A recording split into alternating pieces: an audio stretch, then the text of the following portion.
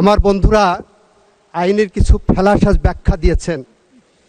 ওনারা বলেছেন আদেশ আইন, আমিও বলছি আদেশ আইন। কোন আদেশ আইন সেটা ওনারা বুঝতে পারছেন না।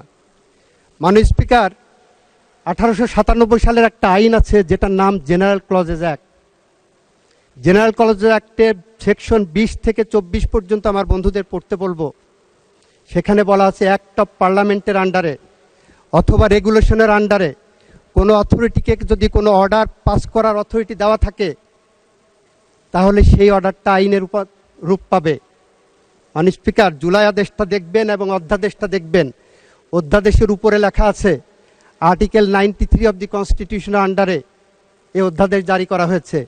আর অর্ডার যেটা ওনারা দেখাচ্ছেন ওই অর্ডারের কোনো জায়গায় কোন আইনের ব্যাকিংয়ে এই অর্ডার পাস করা হয়েছে? Nothing like that. মাননীয় স্পিকার, মাননীয় স্পিকার,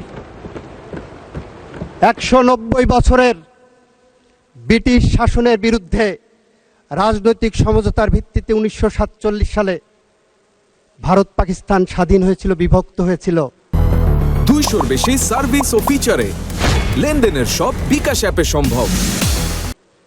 সমঝোতার ভিত্তিতে ভারত রাষ্ট্র পরিচালনা করেছিলেন, 3 বছর পরে তারা সংবিধান পেয়েছিল।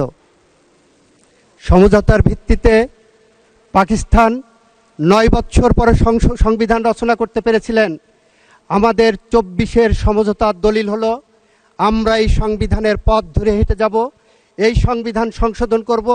কোন কোন জায়গায় সংশোধন করব সেটা আমরা জুলাই সনদের মধ্যে ধারণ করেছি। মাননীয় স্পিকার,